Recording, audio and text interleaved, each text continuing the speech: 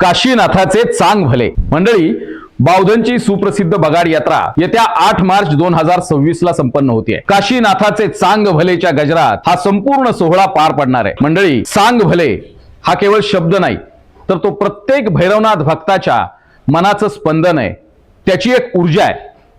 त्यामुळं आजपासून एक संकल्प करूया. आपण एकमेकांना अभिवादन करताना राम राम म्हणण्याची परंपरा आहे. आजपासून आपण चांग भले म्हणून एकमेकांना अभिवादन करूया, किंवा फोनवर हॅलो म्हणण्यापेक्षा चांग भलं म्हणून आपल्या संवादाची सुरुवात करूया आणि नाथांना अभिवादन करूया.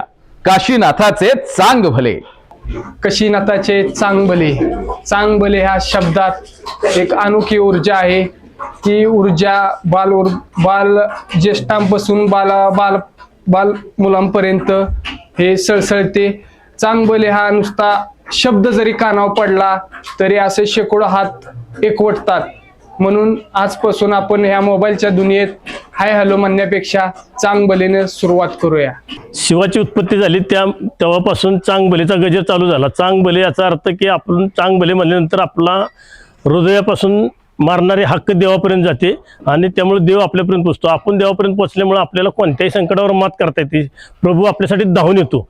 तो धावून आल्यामुळे आपण प्रत्येक गोष्टीत चांग भलेचा गजर केल्यामुळं कोणत्याही क्षणाक्षणाला कोणत्याही संकटात मात करण्याची ताकद येते आणि इथून पुढे आपण प्रत्येक गोष्टीत चांग भले असं म्हणूया. आपण इथून पुढे राम राम तर म्हणतोच, नमस्कार म्हणतोच, पण आपण चांग भले म्हणूया. हॅलो, मोबाईलवर हॅलो म्हणण्यापेक्षा चांग भले म्हणूया. म्हणजे आपण पुढच्याशी बोलताना किंवा तो आपल्याशी बोलताना चांग भलेच्या यानं देवाच्या रूपातच भेटल्यासारखं होईल आपल्याला. काशीनाथाचे चांग भले ह्या गजरात एक ऊर्जा आहे. त्यामुळे आपण इतर लोकांच्या फोनवर बोलताना हॅलो हा शब्द वापरण्यापेक्षा आपण चांग भलेने सुरुवात करूयात. ह्याने एक पुढच्याच्या मनात ऊर्जा निर्माण होईल.